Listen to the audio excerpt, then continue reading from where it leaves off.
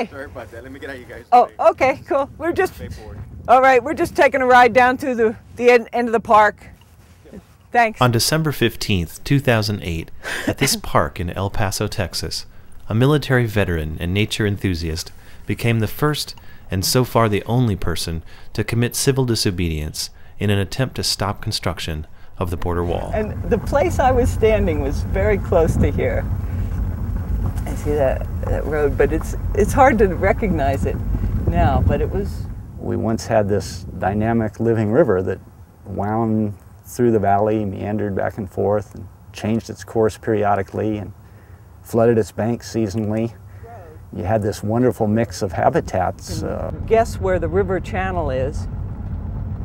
And they got a couple of key people working here. Wetlands, native cottonwood willow forests, mesquite bosques, wet meadows. That was a tremendous area for wildlife. It was probably the most valuable area in this region biologically. Here at Rio Bosque Wetlands Park, we're trying to bring back over time at least an approximation of the mix of native habitats that once was found in the valley. This poor park seems to be disrespected. And when we realized, I think it was around August, when we saw the wall coming in from the New Mexico, coming in from the west, and saw the pictures of the wall going around Cristo Rey over by Anapra, and realized that it was going to come here and go right along the edge of the park. Even though the river is so changed from what it used to be, it nevertheless is a place where water concentrates, and in the desert that means life, and so you have a lot of wildlife concentrating in the Rio Grande. And up until now there's been movement of, you know, large mammals and lizards and turtles. It's hard to tell with this wall in the way where the wetland cell is. And different things coming from the river into Rio Bosque and back and forth, and now that's totally cut off. What could we do? Certainly the city and the state and various mayors all along the Rio Grande have said they don't want the wall here. They've had lawsuits. In fact, they've gone to the Supreme Court from the county of El Paso and done all the legal things that you could possibly do to stop the insanity of this wall. And when you run out of options, then the next thing to do is civil disobedience. So a lot of people like the idea, but there aren't very many people that can actually risk arrest. Man, this just makes me so sick to see it like this. Oh, crap. Monday we had a meeting, and at that time the preparation for the wall was going on. The various parts and pieces and material was in place, but no construction had yet started. And so Wednesday morning at 6 o'clock we met at the visitor center.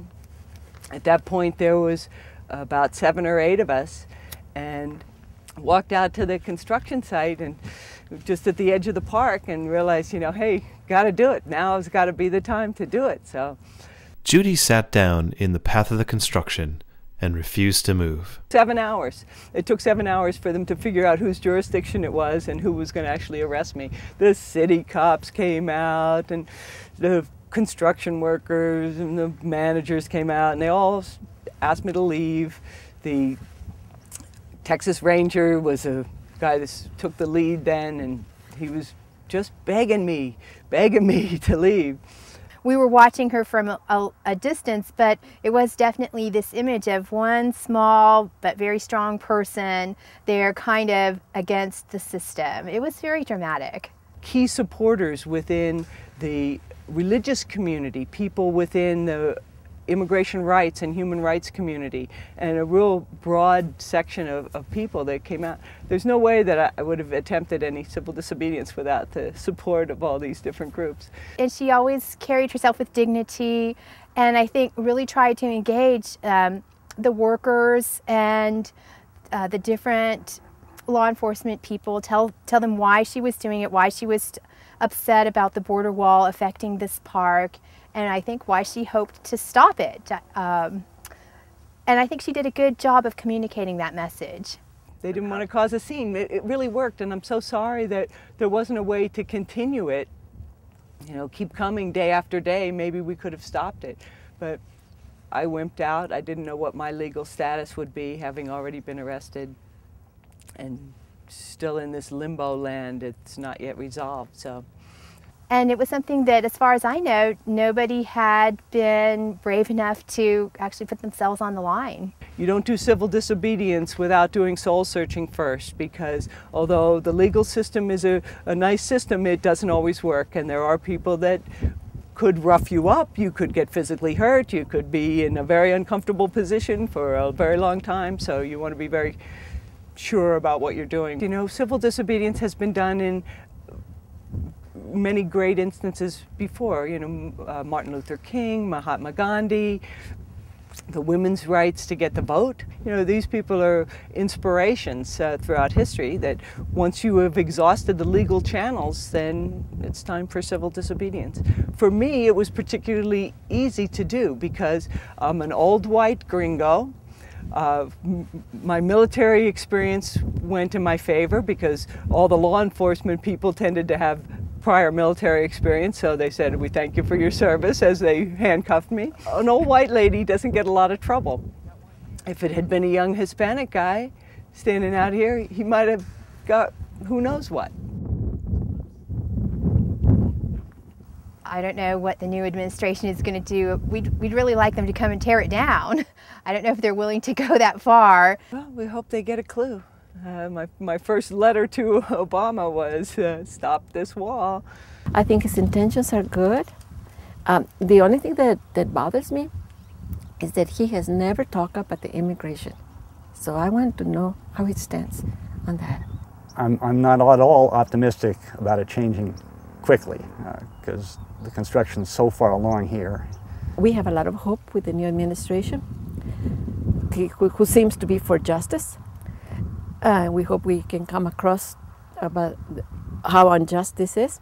In other places where construction hasn't taken place yet, like in a lot of areas in the lower Rio Grande Valley, there is real hope that things will be revisited and reevaluated.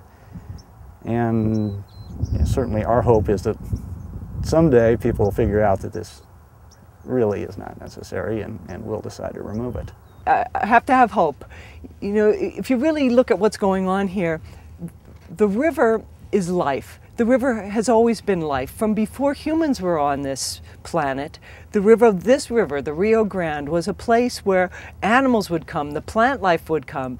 And as humans got here, humans come. People come to the river. It's a place of community. The river is life, but this wall is death.